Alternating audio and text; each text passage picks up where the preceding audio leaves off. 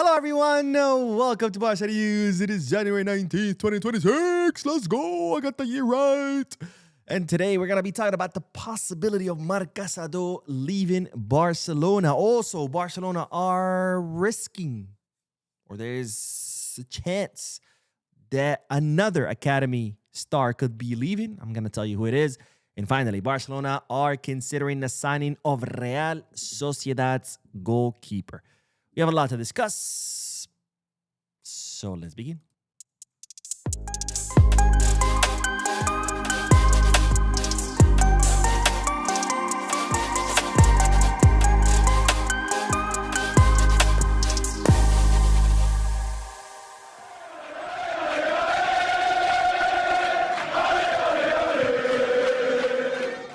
Hello, everyone. Welcome to Barca News. My name is Mo. This is the Barca News Live podcast, which is on every Mondays, Wednesdays, and Fridays, where not only we discuss Barcelona news, but where I also get to interact with you lovely people in the chat section by reading your comments, answering questions, and getting that discussion going live. So start filling out the chat section so we can get this going. Also,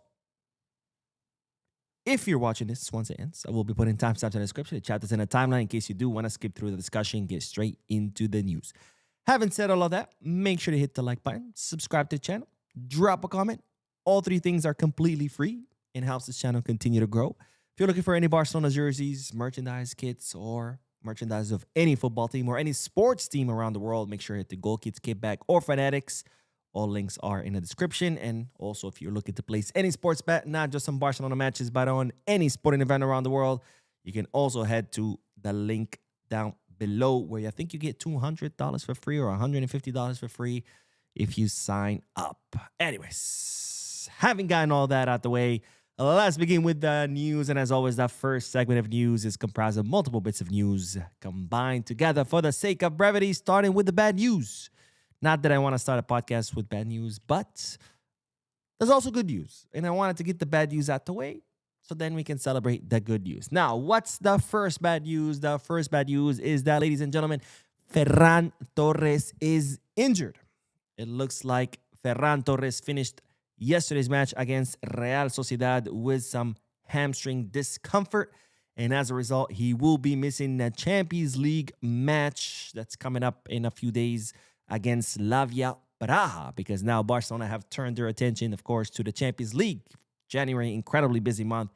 We started off La Liga against Espanyol, then Spanish Super Cup semifinal, then Spanish Super Cup final, then Copa del Rey, then La Liga, now Champions League. So now the team are getting ready for the Champions League, and it looks like Ferran Torres will miss the match against Slavia Praha due to that hamstring discomfort. And he is a doubt for the weekend's match, because next weekend we have a match against Real Oviedo in La Liga. Now, he's not ruled out of the La Liga match against Real Oviedo. He's only a doubt, but he is for sure ruled out of the Champions League against Slavia Praha, which, of course, I'm sure it will be Robert Lewandowski taking his place. I have a feeling it would have been Lewandowski anyway, because it seems like Flick has been opting out for Lewandowski for his Champions League more than Ferran. But, of course, Lewy is not capable of playing 90 minutes of every single match. So hopefully Ferran Torres can recover sooner rather than later so he can, continue to alternate with Robert Lewandowski. Now, the other bad news, the second bad news, and then we'll move on to good news. But the second bad news is not only Ferran Torres will miss the Champions League match, of course, Lamine Yamal will also miss the Champions League match due to suspension. So neither Lamine nor Ferran will be available for the Champions League match against Slavia Praha. And this, of course, will mean that most likely Rooney Bardghji could be getting minutes. And I think that would be really incredible for Bardghji because, as we've seen before, he has shown time and time again that he deserves more minutes. And, well, what a better way to reward him with some minutes in the Champions League. Now we move on from bad news to good news now that the bad news is out the way. But the good news is that one player who will be available for the Champions League is, of course, Coutinho, because Coutinho has officially recovered. Now, Coutinho had suffered a knock, and he also had some discomfort in his, oh my God, what's the muscle called in around the crotch area? Adductors. His adductor muscles. As a result, he did not train on Saturday right before the Real Sociedad match, and then he ended up missing the Real Sociedad match. But now the club has confirmed that Rafinha is recovered and he will be available for the Champions League match against Slavia Praha. So that, of course, is very good news because Coutinho is incredibly important for the team. And then the other good news is that Pedri will also be available for the match against Slavia Praha because Pedri had actually left yesterday's match with pain. You know, we saw that really horrendous foul against him by Soler with the studs out, hitting him right at the ankle. Soler ended up getting a red card after VAR intervention because, you know, it was such a clear foul that, of course, Gil Manzano missed it because that's Gil Manzano for you. But Pedri was seen ending the match with pain. He was actually limping a little bit when he was heading back to the locker room. Today, he did not train with the group. Today was a recovery session, of course, but Pedri did not train with the group. Instead, he did his own workout session alone in the gym. But despite that, the club have confirmed that he's not injured. You know, he did have swelling in his ankle. He did have pain in his ankle. The medical doctors conducted tests, and it turns out it's not an injury. You know, it's just a bump or a knock. So once the swelling goes down, Pedri should be completely fine, and Pedri should be available for the Champions League match. So that, of course, is great news, even though, again, Ferran Lamine will not be available, but at least we'll have Coutinho and Pedri, both who will be available for the Champions League match. Now, the final bit of news of this first segment is that Barcelona now know their Copa del Rey opponent is not, and it's gonna be no other than Albacete, the second division team that knocked out Real Madrid out of the Copa del Rey in the round of 16, will be Barcelona's opponent in the quarterfinals of the Copa del Rey. Now, Barcelona had the option of getting Atletico Madrid, Athletic Club Bilbao, Real Betis, Real Sociedad, Alaves, Valencia, or Albacete, but they ended up drawing Albacete. So Barcelona will be playing against Albacete in their stadium in the quarterfinals of the Copa del Rey, where hopefully Barcelona will show Real Madrid how to win these matches. Now, it's not going to be an easy match. We saw what they did to Real Madrid. But nonetheless, I trust in Barcelona, who are doing a million times better than Real Madrid, despite being only 1 point ahead of Real Madrid in La Liga. So I trust that Barcelona will be able to pull this victory. All right, let's go to the comment section, and then we are going to talk about Marc Casado, because we could be seeing Casado leaving during this winter transfer market. We'll talk about to where. All right, let's see. Java the Hut says, whenever Barca plays, VAR works perfectly and the refs look at every possible angle and take their time to check the goals. But with other teams, VAR is rarely used. Speaking of, by the way, there was a meeting last summer, and I reported about this, where the referees, or the CTA, the technical committee referees, informed all clubs that the VAR was going to participate less and less. Now, what's the coincidence there, or what's the interesting context behind all that? Is that, remember, there was a lot of complaints about the referees all of last season because of the bad refereeing in La Liga. As a result, the Royal Spanish Football Federation met with all clubs from first and second division to try to figure out, hey, how can we fix this? How can we improve? What's the feedback of the clubs? The only club out of the two divisions that didn't go is Real Madrid, who insisted that they wanted to meet with the Royal Spanish Football Federation on their own. They didn't want to show up to the meeting with the other clubs. They wanted to go on their own, and they did. They were granted that meeting, and Real Madrid showed up to that meeting alone with suggestions on how to fix the referee. And weeks later, in the summer comes, and right before the season begins, the CTA always meets with all clubs like, hey, this is what we're implementing. This is what's going to happen as far as refereeing. And that's when they inform the clubs that, look, this season, the VAR is going to intervene less and less. We want the VAR to intervene as least as possible. Now, why is that interesting? Because if you look at the stats, at the numbers, Real Madrid are the club who have had calls in their favor reversed because of the VAR. They have the most calls in their favor that has been reversed by VAR.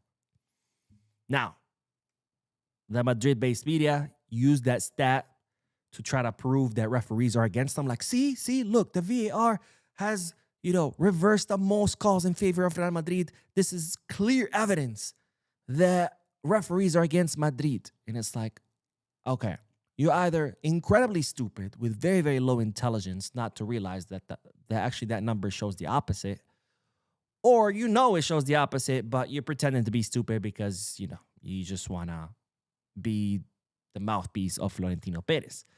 Because if the VAR has to intervene so many times to reverse calls in your favor, it tells me that the field referees are consistently making mistakes in your favor. That stat does not show that referees are against you. That stat clearly shows the referees are constantly making errors in your favor.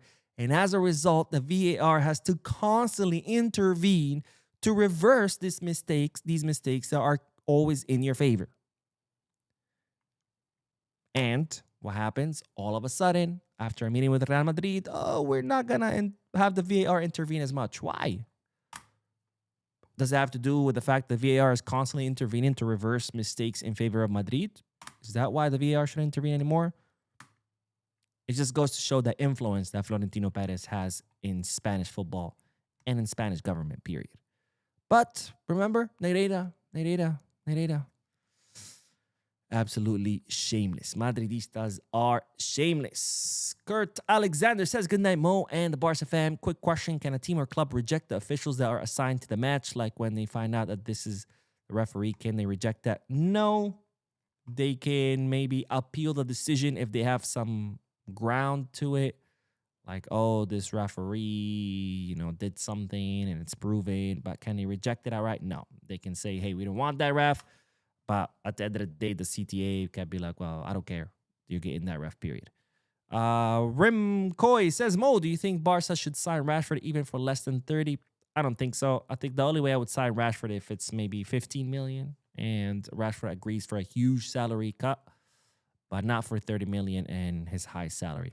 Julio says, happy Monday. What's your opinion on Flick continuously starting Ferran ahead of Lewy? It was okay when Lewa was out injured. I just don't see why he keeps starting ahead of a healthy Lewa. It's pretty simple. It's we talked about this a lot on this channel. It's because Lewy is 37 years old. He himself admitted that last season he was extremely exhausted from playing 90 minutes of every single match. In fact, that's why he ended up getting injured towards the end of the season because, as healthy as he is and as fit as he is and as much as he takes care of his body, he's 37. And people like to say age is nothing but a number. That's false. Age is not just a number. Your body ages and decays. And Lewy just cannot play 90 minutes of every single match. That's why Ferran keeps starting. Lewy, by his own admission, said that this season he's looking forward to more quality rather than quantity minutes, which that tells you that he has realized that his body cannot hang anymore, cannot keep up anymore. And he's okay with that. He's accepted that reality. And he's accepted that as a consequence of that reality, he will be getting less minutes and he's going to be in more of a rotational role. And that's exactly what we're seeing, is that Lewy has become more of a rotational player. He starts important matches like in the Champions League, but the rest of the matches he comes off the bench because he's just not in a condition to be starting every single match and playing 90 minutes of every single match. Curtis says there's one problem I'm seeing arising at youth level. It seems like everyone at 17 years think they need to be playing in the first team. I don't like this trend. Yeah, unfortunately, that seems to be the case. Like, where players are just getting impatient. Like, I'm not starting. It's like, bro, it's like Dro, right? He's about 17, 18. It's like, I want more minutes. Bro, at your age, you're supposed to be playing with the Juvenil A, with the under-19 team. And then maybe when you're 20, 21, you're supposed to be playing with Barça Athletic. And then maybe 22, 23, be a substitute for a Barça. To think that at 17, 18 years old, you should be starting for a first team, I mean, that's delusional. Only very few players can actually do that, right? Lamine Yamal, Pau Cubarsí, those are the exceptions to the rule. Those are not the rule. And, players always, I guess, if you're that player, you probably think, well, I am the exception, right? I'm that good. It's like, clearly you're not. You might be great. You might have a lot of potential, but you're probably not that good where you can be starting because, I mean, as we've seen, Flick is okay playing the youngsters. And if you were good enough, he would be playing you. You know, Flick is not a coach that shies away from benching the more veteran players with the more experience. I mean, he benched Araujo for Gerard Maldini, a player who's never played as a center back, who's a left back, who was in Barça Athletic. 2 seasons ago, he was at freaking Cornellà, right? Not even a professional team. He has no problem benching Frankie de Jong, who's a veteran or captain, to play Eric Garcia in his place, who's not even a defensive midfielder, right? So, you know, if you're good enough, you'll get your chance. But if not, if you're not patient, there's the door. Solomon says, "Hi Mo, why everyone complaining about our highline? I don't see any reason for Cross criticizing our highline. He said we can't win the Champions League this way. Fuck Cross, man. Who cares what he has to say?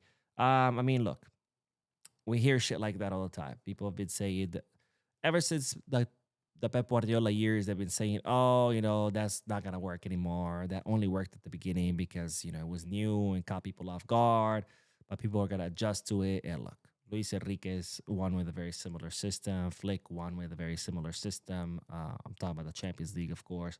Pep won it again with Man City. I mean, Luis Enrique again with PSG. They keep saying these systems don't work, and yet these systems are the ones that keep winning the Champions League. And more coaches keep emulating that system, you know, whether it be Arteta at Arsenal or Xabi Alonso at Bayer Leverkusen.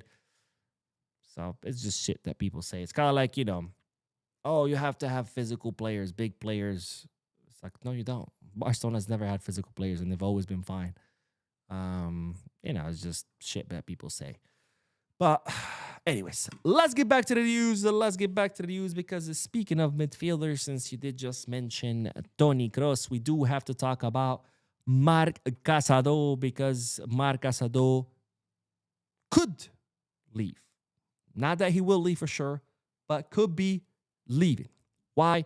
Because it looks like Matteo Alemany, the former Barcelona sporting director, who is now Atletico de Madrid's sporting director, is working on signing Marc Casado. Looks like Alemany is very interested in bringing Casado over to Atletico Madrid, and he has communicated that interest to Marc Casado through his agent, Jorge Mendes. Now, Atletico Madrid have not made an official offer, but Alemany is very interested in bringing Casado to Madrid, and he is, like I said, already communicated that interest to the player through his agent. Now, Alemany is working on replacing Conor Gallagher at Atletico Madrid.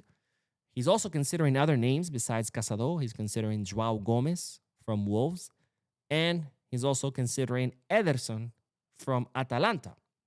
But his favorite option is Casado, not only due to his profile, but also because he would probably have the lowest fee out of the three, right? So Alemany really wants Marc Casado to come to Barca.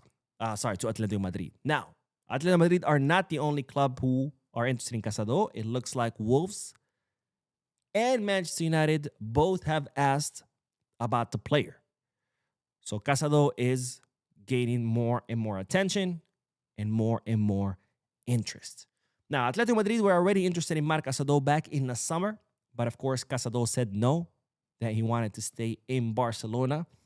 But now, 6 months later, it looks like Casado is not ruling out an exit. Now, Casado still prioritizes staying at Barcelona. He wants to stay at Barcelona, but is not completely ruling out an exit. You know, over the summer, it was like, I want to stay at Barca, no exit, period. Now it's like, I want to stay at Barca, but maybe I can think about leaving. Why? Because, of course, we've seen Marc Casado's minutes get drastically reduced from last season.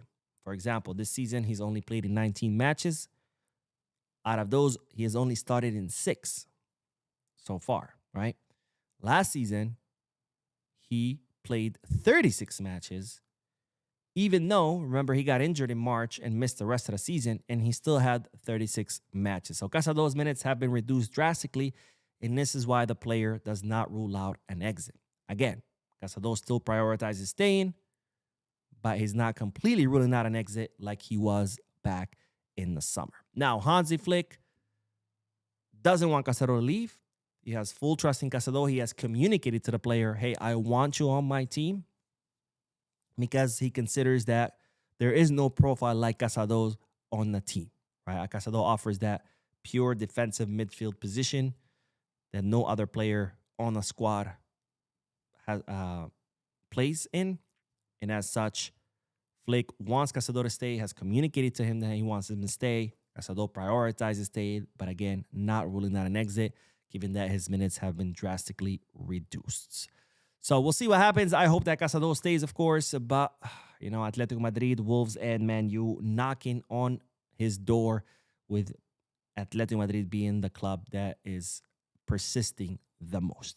All right, let's get back to the comment section, and then we are going to talk about another academy player that could be slipping away from Barcelona. I'm going to tell you who that player is and where and why he could be leaving. Barca Got Culture says, whatever money we have should go to Van de Ven. If you're not with me, watch the guy tomorrow. Yeah, Van de Ven is for sure would be a slam dunk signing. It's not going to be an easy signing, that's for sure, because Tottenham, they're very, very tough negotiators, right? They demand lots of money for their players. Now, the good thing is, or two good things. A, Van de Ven wants to leave in the summer, right? If he didn't want to leave, then obviously it would be another obstacle, because now you have to convince the player and also convince Tottenham Hotspur. But here, he wants to leave, so it makes it a little bit easier. And B, he would be entering the final year of his contract. So him wanting to leave, that would kind of force Tottenham to come to the table, assuming he wants to come to Barca, right?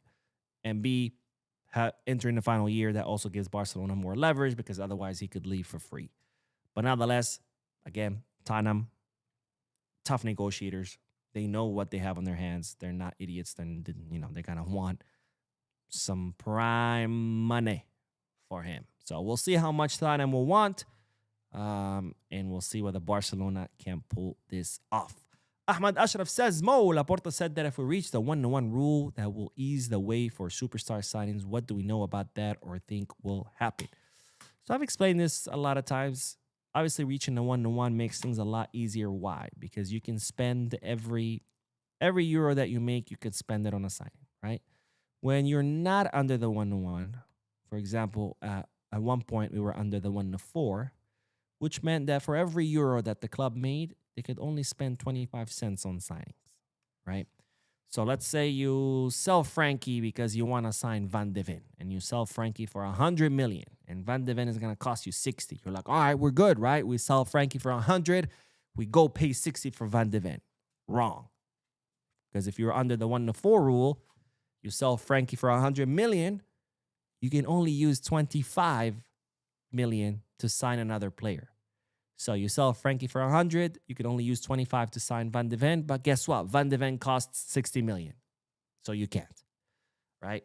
Now, under the 1-to-1, you sell Frankie for 100, you can use the full 100 to go and sign Van de Ven. Van de Ven costs 60, great. You pay the 60, you still have 40 left. So it does make things easier. But this is where people all of a sudden they're like, oh, that's it, we can sign Haaland. It's like, bro, you still need the money, okay? 1-to-1 just means you can use the money that you make to sign players, but you still need to make the money. 1-to-1 rule doesn't mean all of a sudden some magic wand is waved over your bank account and all of a sudden you have infinite amount of money. No, you still can only spend the money that you have. And if you don't have 200 million in the bank to sign Haaland, you don't have 200 million to sign Haaland, whether you're under the 1-to-1 or the 1-to-1 million, right? So let's make that clear, because I see a lot of people. I remember every time we talk about the one Barcelona reaching, almost reaching, we're going to be able to make all these. It's like, no, it's going to be easier, but doesn't mean all of a sudden we have unlimited money. We still have a shitload of debt. We're still spending way more than what we're bringing in. So let's cool our horses with the whole 1-to-1. 876 Jamrock says, I think that Barca system is the best. I believe in that total football philosophy. I believe so too, my friend. I believe so too. Jamrock says, we were unlucky yesterday, 100%. By the way, some people started saying in the comment section, They're like, oh, the end result is the most important thing. And I almost like slapped someone when I read that. And it's like, if you truly believe that only the result is the most important thing and not how you obtain that result, what the fuck are we doing here, my God? What the fuck are we doing? Yes, of course it is important to win, but how you win is just as important. Why? Because if you're playing well, sure, you might lose, but overall, you're going to win a lot more than what you lose because you're playing well. So, yes, it is important how you win, not just the fact that you won. If you win playing like shit, guess what? You're going to lose a lot more matches because you are playing like shit. Can you still win? Of course. Teams win all the time playing like shit, but you're going to lose a lot more. So, of course, it's important how you get the result. I saw someone comment that and I almost like slapped that person. But I was like, I'm not even going to bother answering because the fact that I even have to explain this shit, it's fucking crazy to me. But yes, philosophy is very important. Look at our La Liga season under Xavi Hernandez. We played like shit the entire season. We barely won. And sure, at the end of the season, it was great. We had a La Liga title.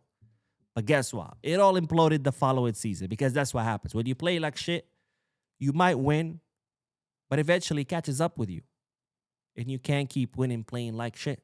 Real Madrid, they won a Champions League and a La Liga playing like shit. Guess what? It caught up with them the following season. They didn't win anything. And this season, they're on their way again of not winning anything. So yes, how you win is important.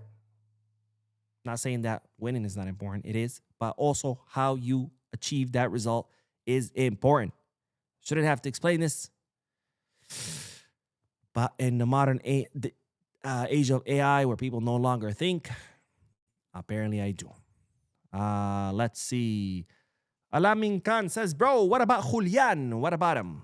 Can we sign him? No, we can't afford him. Do I want to sign him? Fuck no. I think Haaland will be a much better signing than Julian Alvarez. Julian Alvarez is not a pure 9.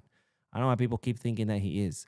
Julian Alvarez, it actually takes him a lot of shots until he finally scores because he's not a pure 9. He doesn't have that instinct in the box. Don't get me wrong, amazing player. He gives you a lot more, like mobility, dribbling, things like that. But he's not a pure 9, and we need a pure 9. Good life away. No way. Good life way says we could send him and some cash to Atletico and we get Alvarez. No, we're not going to get Alvarez. Alvarez, they're going to want at least 180, 150, 180. So no. Chuchu says, when are we going to talk about Flick not really trusting young talents, unlike Enrique that has the balls to play young players against Barca? Flick doesn't. I've seen that. I don't know where people get that from. I mean, Cubarsí and Maldini starting over Araujo and Christensen. That's a clear example of Flick trusting youngsters over veterans. Eddie Garcia starting in the place of Frankie, who's a veteran and a captain and been at the club a million years. That's a clear example of Flick trusting, the younger players. Joan Garcia starting over Ter Stegen and Wojciech Szczesny. That's clear. Another example. I mean, I don't know where people get that from. Fermin Lopez started in attacking mid ahead of Olmo, who has more experience. Same thing. I don't know. I don't know where people get that from. But I guess this is kind of like, Xabi prefers Spanish players. Edward says, Bo, what's up? Do you think Barca makes so little money on transfers because they believe, like most coaches, if you don't want to be here, let them leave and cut our own throat? I think it has to do with that Barca is not really a selling club, right? And there's a difference between selling clubs and non-selling clubs, right? Selling clubs that's their whole model, business model. And they're not in the business of building the best team possible and winning trophies and getting glory. They're in the business of you bring a young player, whether you sign them very, very low or you bring them when they're a kid and you groom them to where you make them, turn them into a star, and then you sell them for profit. A selling club would be Barcelona selling Lamine Yamal last season. They signed them as a little kid. It cost us nothing. Boom, you sell them for 180 to 150 million. That's pure profit, right? Same with all the academy players that we have on the first team. Gabi, Balde, those players cost us nothing. So you build them up Oh, now the stars, they sell them. Barca's not in that business. Barca is, if you sign a player, if you groom a player to make him a star, you're keeping him until he either leaves on his own choice or until he's too fucking old and now you got to get rid of him, right? Because the point is getting players to win us championships, not to make a profit.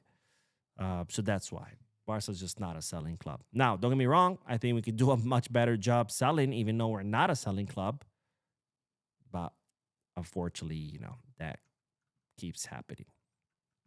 Like Inigo Martinez. People are like, oh, he has a gentleman agreement. Fuck your gentleman agreement. Are you fucking kidding me? We gave him away for free. But anyways.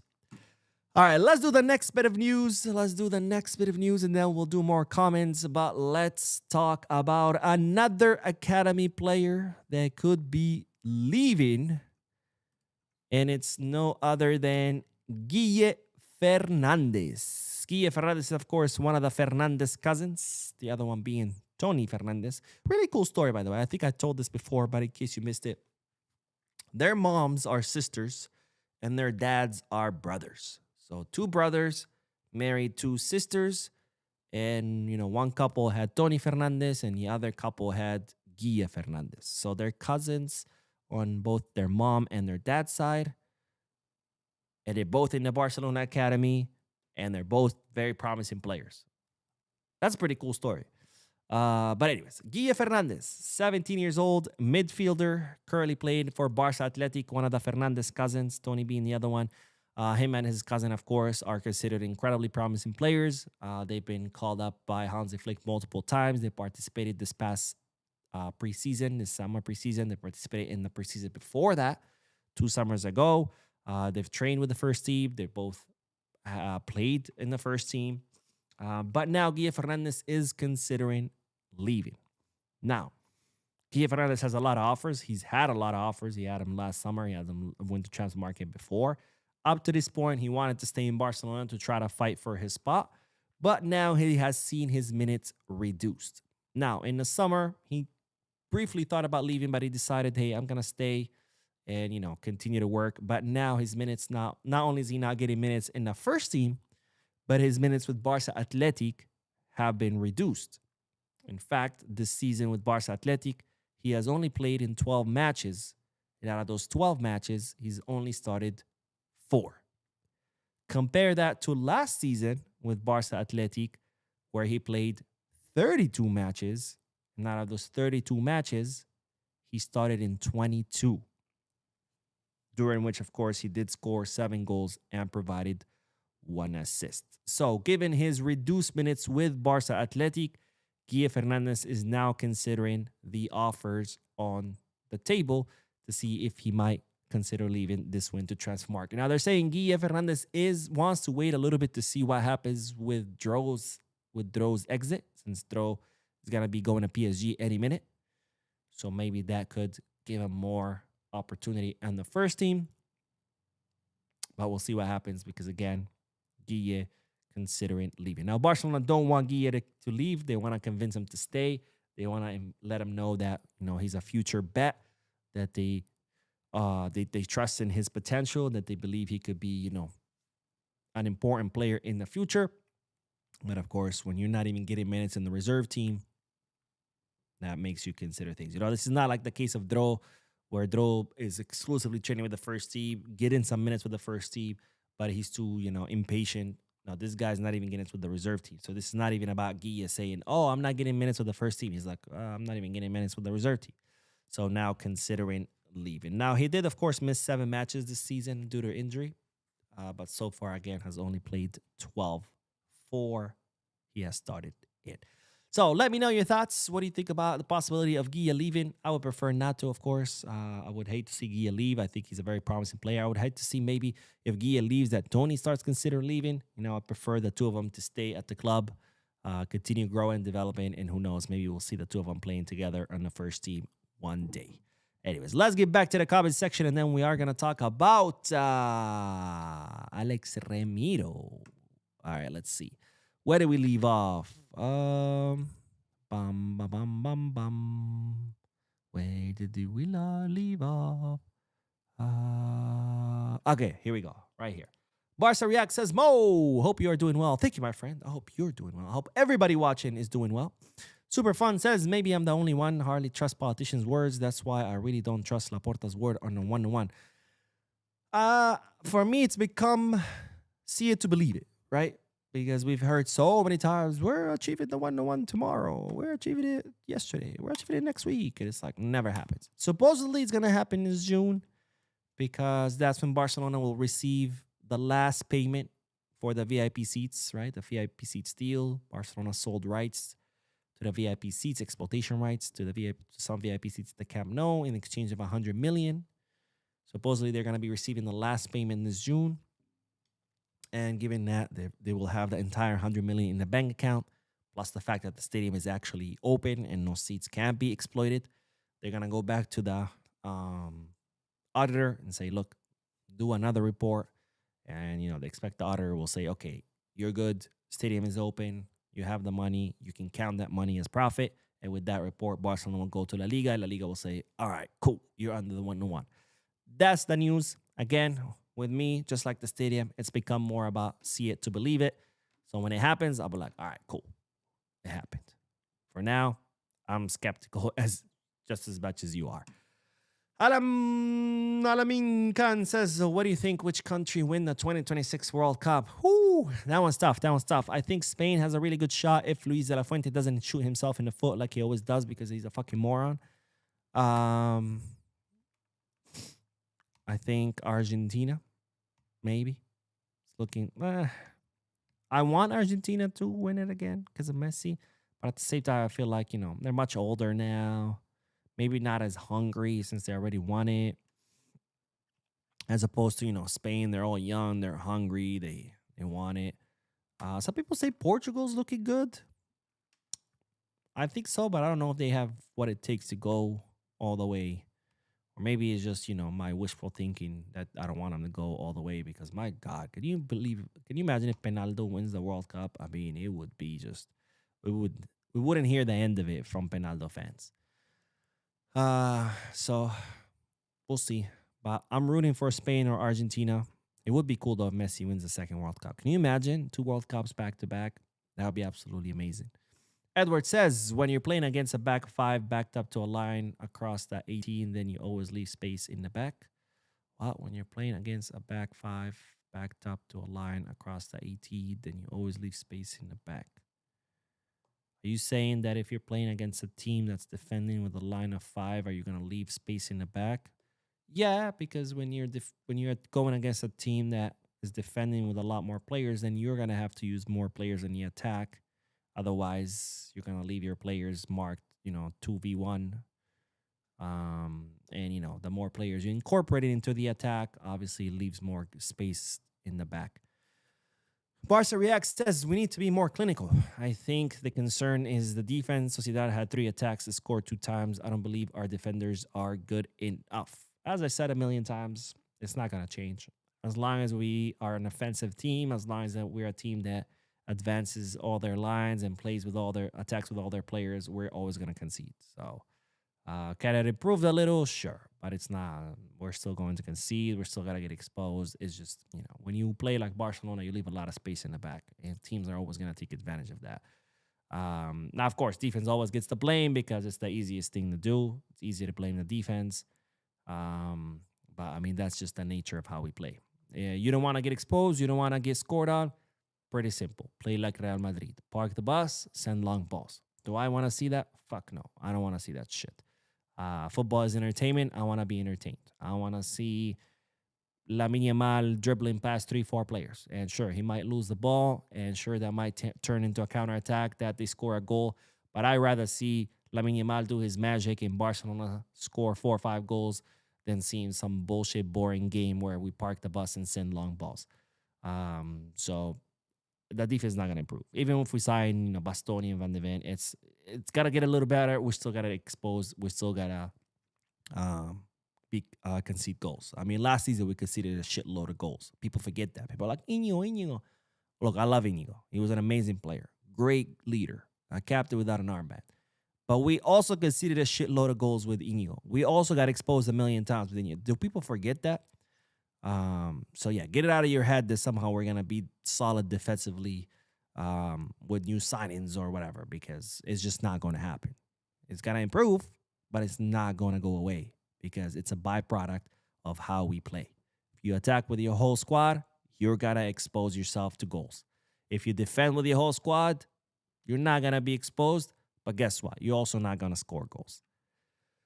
Let's see. Vibe Chill Music says, I think we should develop Hamza. Maybe he can be the future because Ferran isn't consistent.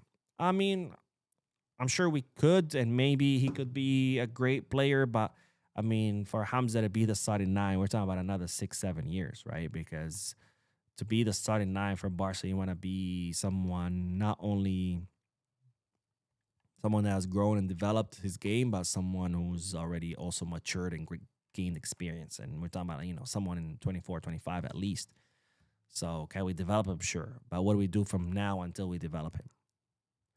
Jose Fernandez says, hey, Mo, did you see Gil Manzano admitting he made a mistake on Lamin's goal? I did it. But I mean, it doesn't really matter. What's done is done. It's not going to change anything.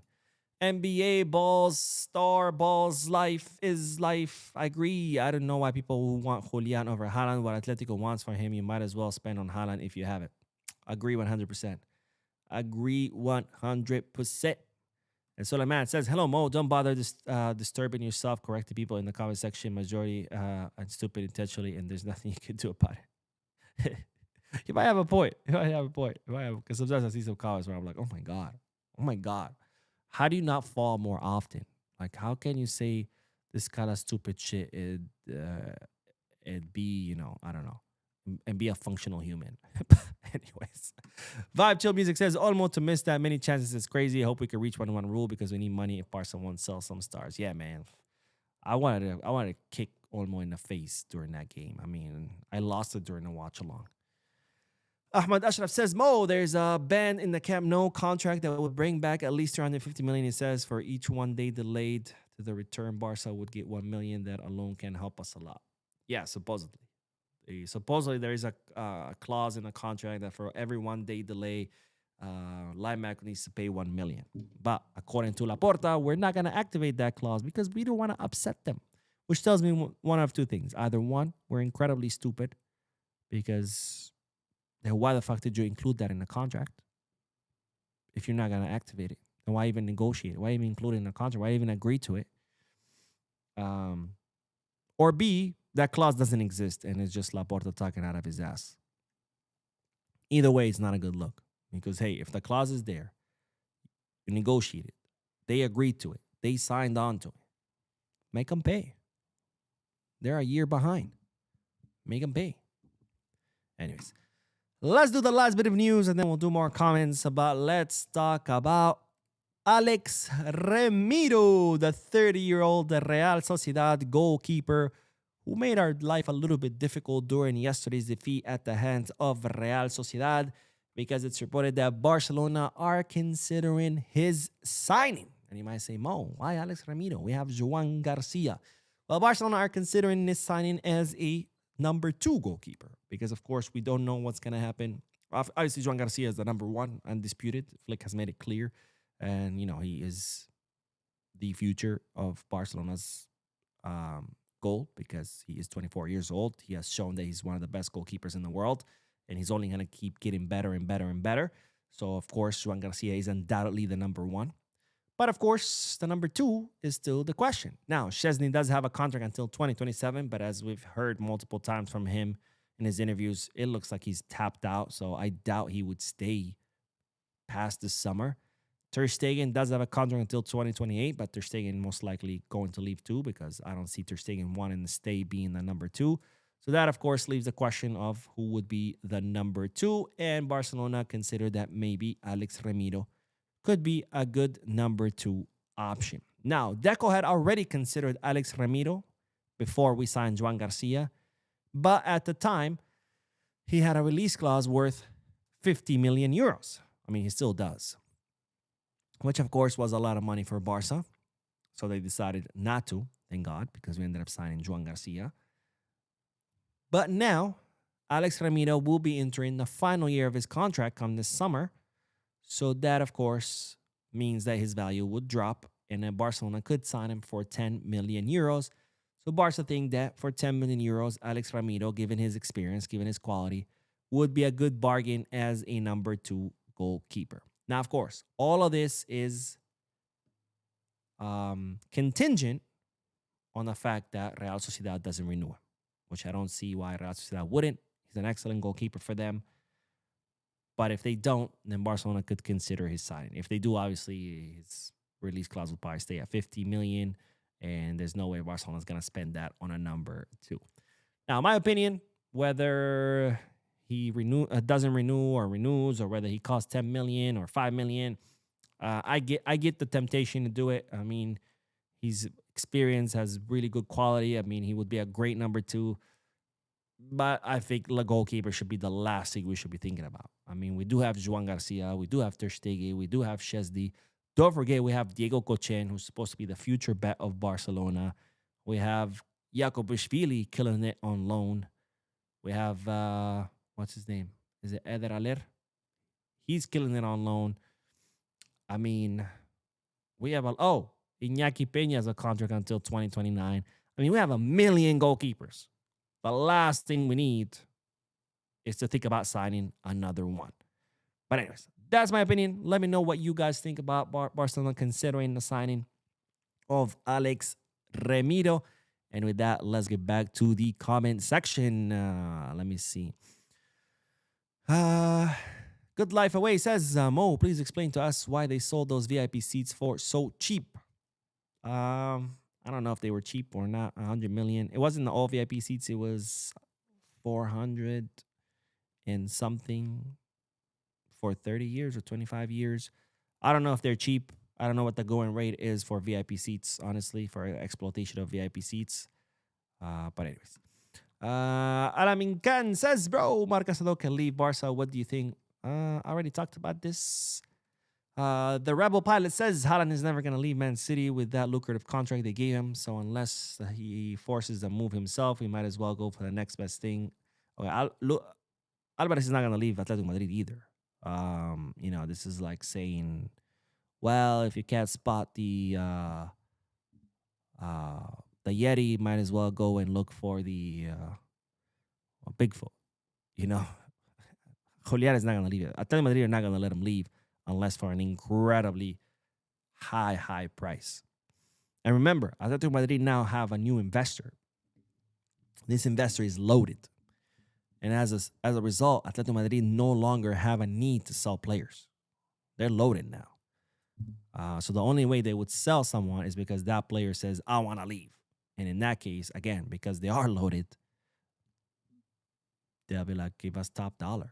You don't want to? That's okay. We'll keep them. We don't need the money, right? David Figueroa says, hi, Mo. What Senegal player you would sign? I mean, the only one I know is Sadio Mane. So that's not a good question I can answer. Jose Ferrada says, Mo, for your 2026 World Cup, I say that Norway is a dark horse. I don't think they lost a qualifier, and they have a balance of youthfulness and experience. Yeah, I've seen some matches of Norway. But, I mean, do I believe they can go all the way and win it? I don't know about that. That's kind of like Belgium. Remember Belgium? Was it in 2014 World Cup? They had an amazing team. A lot of young, exciting talent. But, I mean, can they go all the way? I don't know about that.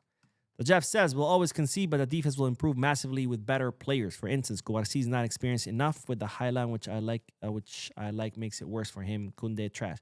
Again, it can improve, but we're still going to get exposed. And as long as we get exposed, people are always going to say the defense is trash. We sign Van de Ven, and tomorrow we get exposed, people are going to say Van de Ven is trash. We sign Bastoni, and then we concede goals, they're going to say Bastoni is trash, because that's just the nature of fans. Every time we concede, all of a sudden, the defense is the worst, the defense is trash, everybody's garbage, throw everyone out. Because that's just the nature of fans, right? People get mad because we concede, and then they look to scapegoats. So that's the thing. Defense is always going to be trash in the eyes of Barcelona fans because we're always going to concede, no matter who we sign. I mean, even if we sign the 4 best defenders in the world, we're still going to concede, and people are still going to call them trash because it's just the nature of it. Dorian says, unfortunate that we lost. I feel like we deserve to win, but that's football sometimes. It's still a long season. Real Madrid will more likely drop more points, so I'm not tripping over the loss. Me either. I think that was one of the matches where it was just pure bad luck. No matter what we did, the ball just didn't want to go in. It happens. But, I'm not worried. We're still top of La Liga. Winning La Liga is still in our hands. We don't depend on anyone but ourselves.